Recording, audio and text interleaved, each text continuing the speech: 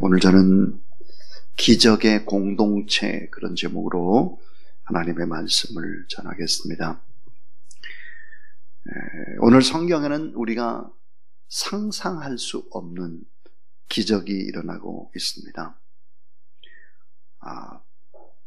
태양 신이라고 하는 바로, 그 바로 앞에 모세는 오늘 성경에 어떤 모습일까? 애굽 백성 앞에 선 모세의 모습, 그 모세는 초라한 80세의 할아버지의 모습이 아닙니다. 모세는 신과 같은 존재죠. 모세를 따르는 이스라엘 백성들의 모습은 어땠을까? 놀랍게도 오늘 본문의 말씀은 승리한 여호와의 군대다, 그렇게 얘기하고 있습니다. 자, 노예가 아닙니다. 품꾼도 아닙니다. 채석장의 노동자도 아니라 승리한 하나님의 군대다라고 하는 표현을 하고 있습니다. 이스라엘 백성들은 모든 재산을 다 가지고 나가는 것입니다. 뿐만 아니라 애굽 사람들에게 받은 은, 금, 폐물들을 다 가지고 가는 거죠. 그러니까 애굽 사람들이 무서워서 굽신굽신 거리는 거예요. 승리한 군대이기 때문에 자, 어서 편히 가십시오. 부디 만수무강하옵소서. 빨리빨리 다 가지고 가옵소서. 이렇게 하고 있는 거예요. 애굽의 사람들이. 태양신 파라오를 물리치고 모든 왕과 군대를 완전히 패배시키고 전리품까지 획득해서 절까지 받으면서 애굽을 떠나는 당당한 군대, 행군입니다. 하나님께서 분명히 약속을 했죠. 모세를 통해서 하나님의 살아계신 것과 하나님의 능력과 하나님의 권세를 바로 앞에 보이고 애굽 사람들에게 보일 뿐만 아니라 주변의 국가들이 하나님의 살아계심을 보게 될 것이다. 주변 국가에 다 증거가 되면서 이스라엘 백성들이 해방의 말, 승리의 그날을 맞이하고 있습니다. 분명한 승리의 기적, 완벽한 승리의 기적. 그런데 오늘 이 말씀은 하나의 예표라는 사실을 알아야 합니다. 주님이 오시는 그날의 그림자다 하는 것이죠. 저는 오늘 성경 본문을 가지고 설교를 준비하는데 가장 어려웠던 점이 하나 있습니다. 그것은 설교의 제목을 잡는 일이었습니다. 설교 제목 어떻게 잡을까? 처음에는 기적이 시작되다 이렇게 잡으려고 했다가 기적 그렇게 했다가 또 기적의 공동체가 출발한다, 길을 비켜라, 이건 너무 길고, 그래서 기적의 공동체 너무 복잡해서 기적 공동체 그렇게 잡았습니다. 오늘 이 본문에는 4가지의 놀라운 기적이 기록되고 있습니다. 그 4가지의 기적, 우리도 똑같이 이런 4가지의 기적이 우리의 생애에도 반복되기를 주의 이름으로 축원합니다. 그 첫 번째입니다. 이 기적은 밤에 일어난 기적입니다. 밤. 출애굽기 12장 42절에 이 밤은 그들을 애굽 땅에 인도해 내신, 그 다음에 뒷부분에 보니까 따라하세요. 여호와의 밤이라. 여호와의 밤인데 이스라엘 자손이 대대로 지킬 것입니다. 이 대대로 지킨다는 말은 영원히 지킨다는 말이 아니고 예수 그리스도 오실 때까지, 그때까지는 계속해서 지킨다 하는 말이에요. 여호와의 밤, 그 핵심은 뭘까? 유월절을 지키는 밤입니다. 자, 출애굽 사건의 시작 언제냐? 밤에 일어났죠. 하나님 이 밤 이스라엘을 위해서 처리하셨던 밤, 하나님이 주무시지도 않으셨어요. 구원의 역사를 이루기 위해서. 우리가 잘 아는 시편 121편 4절에 보니까 자, 여호와는 우리를 도우시기 위해서 주무시지도 않고 자지도 않는다 그랬어요.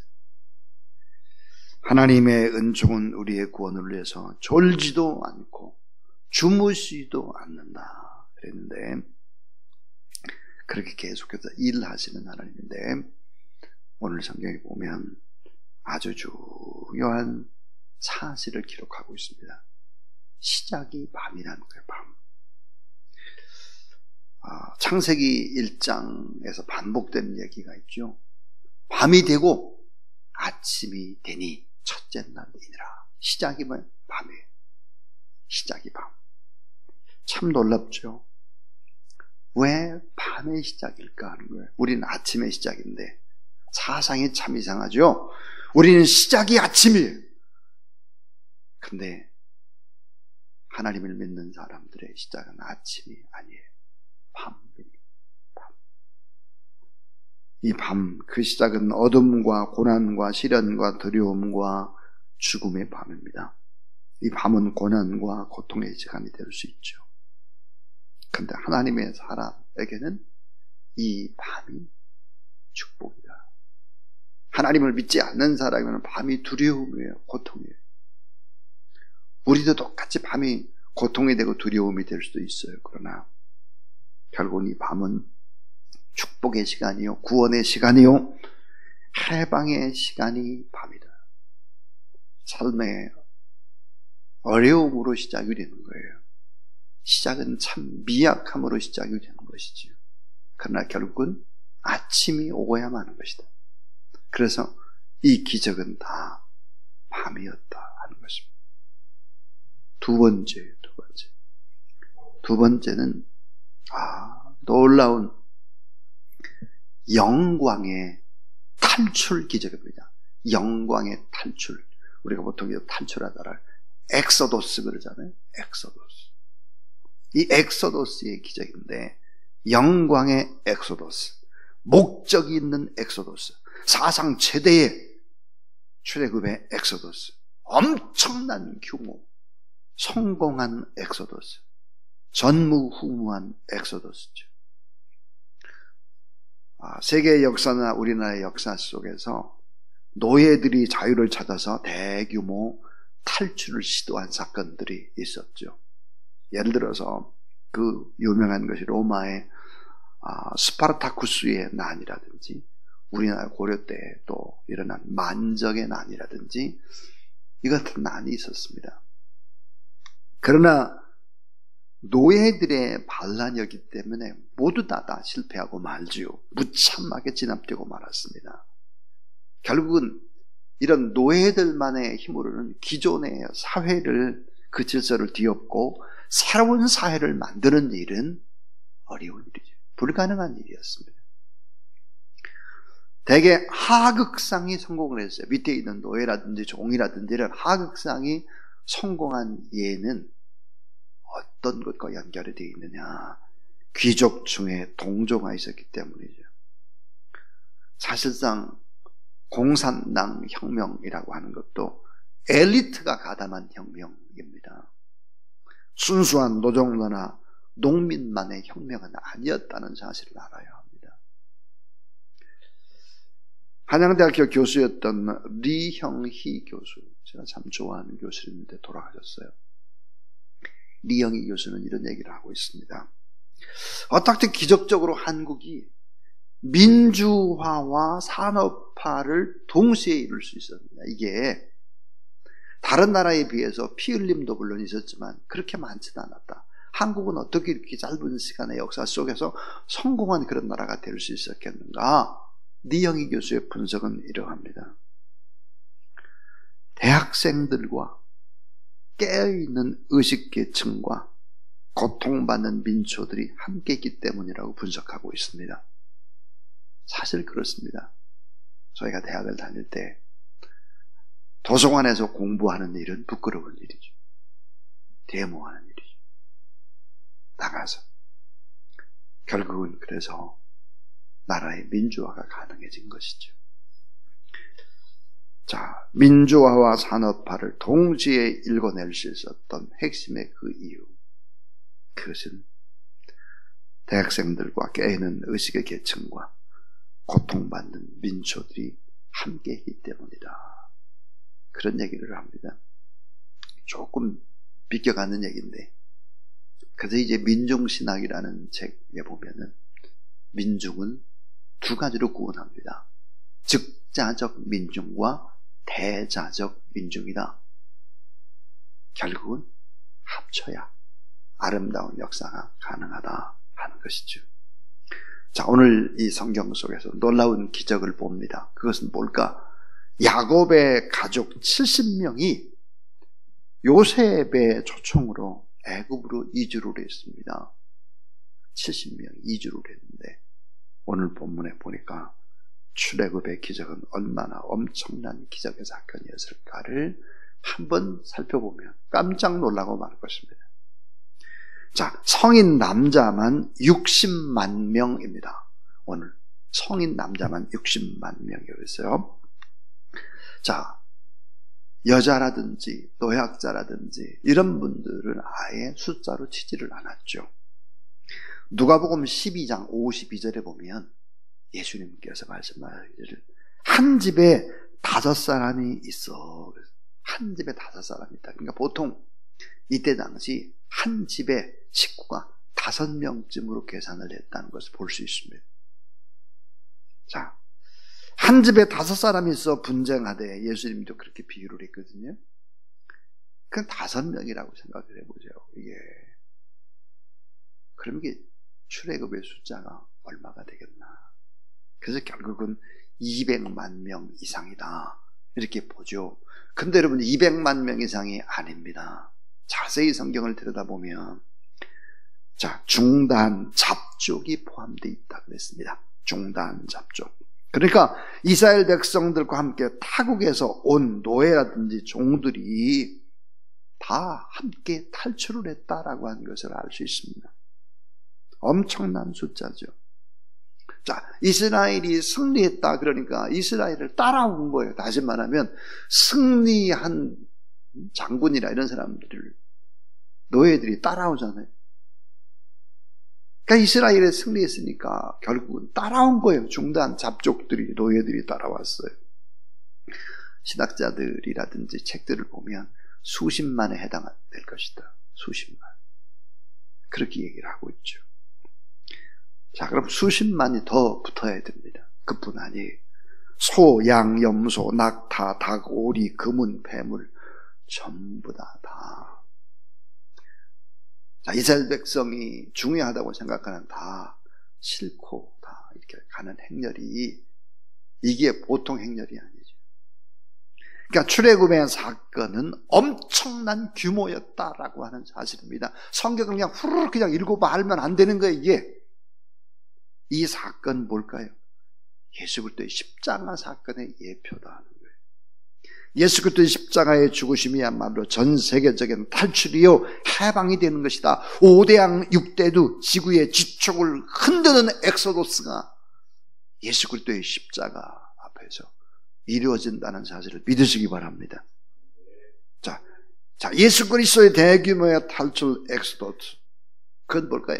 죄로부터의 대규모의 탈출, 질병의 짐으로부터의 탈출, 가난으로부터의 탈출, 허무와 절망과 두려움, 염려, 근심으로부터의 탈출, 거기에다가 죽음으로부터의 탈출이다. 예수 그리스도의 십자가야말로.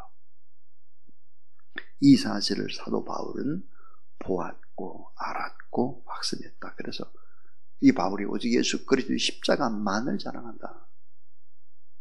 복음이 들어가게 되면 하나님의 능력과 하나님의 통치와 하나님의 의가 드러나면서 결국은 어떻게 될까요? 죽은 양심도 살아나고 그 사회도, 썩은 사회도 다 하나님의 의가 들어가니까 살아나는 것이다. 왜곡된 사회 구조의 악도 변화될 수 있다. 인간 변화만 가능한 것이 아니라 잘못된 사회 구조의 악도 바꿔질 수 있다는 사실을 우리는 알아야 합니다.